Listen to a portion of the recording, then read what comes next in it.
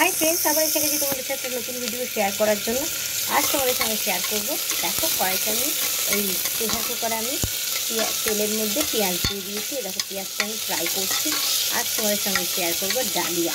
চলো আজকে কী করে ডালিয়াটা বানাচ্ছি সেটাও তোমাদের সঙ্গে আমি শেয়ার করব। দেখো পেঁয়াজটা আমি ভেজে নিচ্ছি। এদিকে দেখো আমি ডালিয়া নিয়ে নিয়েছি, একটু কতটা মসুর ডাল নিয়ে নিয়েছি। চলো আগে পেঁয়াজটা ভাজা হোক, তারপর তোমাদের দেখাচ্ছে আমি আজকে কীভাবে ডালিয়া রান্না করব। খুব কম সময় যাতে ঝটপট হয়ে যায়, তাড়াতাড়ি সময় ডালিয়া খুব তাড়াতাড়ি হয়ে যায়।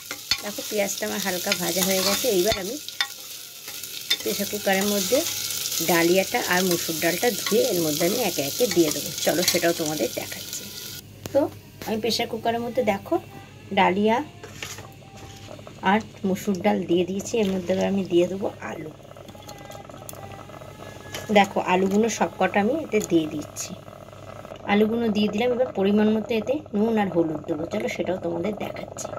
তো দেখো এর মধ্যে আমি নুন হলুদ পরিমাণ মতন সব দিয়ে দিয়েছি আর জলটাও দিয়ে দিয়েছি। এবার আমি প্রেসারটা মুখ বন্ধ করে দেবো প্রেসার কুক হওয়ার জন্য। চলো ফিরে আসছে আমার ডালিয়াটা কেমন হলো সেটাও তোমাদের সঙ্গে শেয়ার করবো। সঙ্গে থাকো আর দেখতে থাকো। আমার ডালিয়াটা একদম রেডি হয়ে গেছে। দেখো কি সুন্দর কালার এসছে।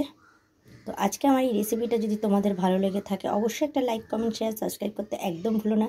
তোমরাও এইভাবে ডালিয়াটা বানিয়ে খেয়ে আমাকে কমেন্টের মাধ্যমে জানিও। আজকের জন্য টাটা।